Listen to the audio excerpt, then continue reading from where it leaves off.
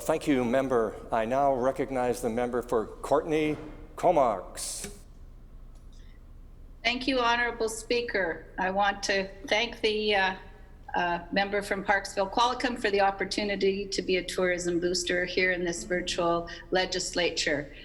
Even in the time of a global pandemic, there is much to celebrate here in BC. We all had a part in flattening the curve. We did it with a strong and coordinated provincial approach. British Columbians worked hard, made sacrifices, and followed the advice of Dr. Henry, and that's what's allowed us to begin phase 3 of our restart plan. Compared to so many other places, we are very fortunate to be in a position for British Columbians to safely and respectfully explore our beautiful province.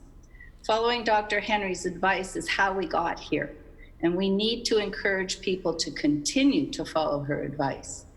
She's told us to seek fewer faces and bigger spaces. That happens to fit very well with our Vancouver Island Visitor Centre's latest hashtag, Outdoors Are In. And it pairs very nicely with another hashtag, Rediscover Comox Valley. What I'm talking about is marketing that's being provided by one of BC's 59 community destination marketing organizations. In May, our government provided $10 million to help them hold on to staff and pay the bills. Destination marketing's job? To support local businesses. Let me share some of the tourism businesses that are being bolstered in the Comox Valley. I'll start at the top of the mountain. For those looking for a thrill, Mount Washington has debuted a new summer adventure, a zip line tour. They're lucky to have big outdoor spaces with amazing vistas. They also have a large indoor facility for safe operations. Coming down from above the trees, there's hiking and mountain biking, agri-tourism with farm cycle tours in our farmers market. There's golfing, bike and kayak rentals, fish charters, and whale watching tours. An art map will guide you to artists, studios, and installations. And there's a variety of museums, Comox Airforce Museum, Courtenay Museum. The Comox Museum reopens on August 6th, and there's also the Alberni Project. We've got some great breweries and vineyards, and I would argue some of the best restaurants on Vancouver Island, many having expanded to the outdoors with patios. It's all about keeping customers keeping their bubbles small and practicing our COVID-19 safety protocols, and businesses following the guidance of Dr. Henry with the incredible help of WorkSafe BC and our medical health officers.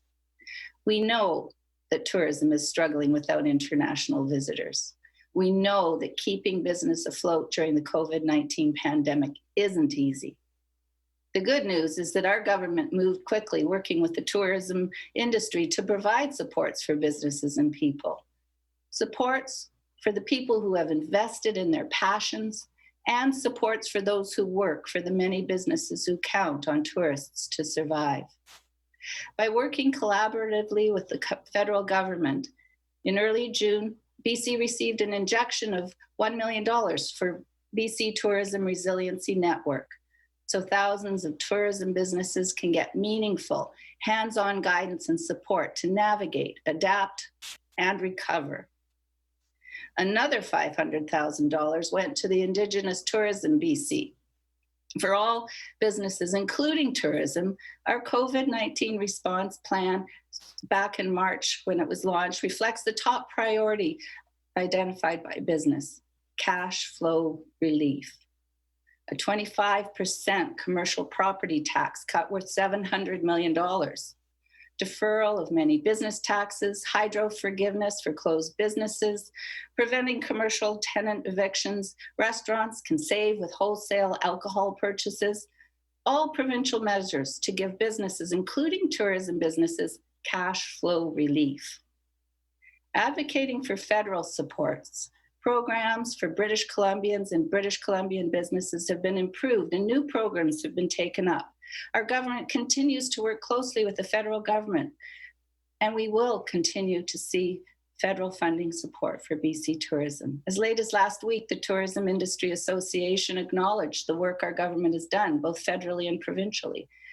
and their submissions to our government's recovery process will continue to help inform the best way forward to support BC businesses as we build an economic recovery that puts people first, remembering we're all in this together.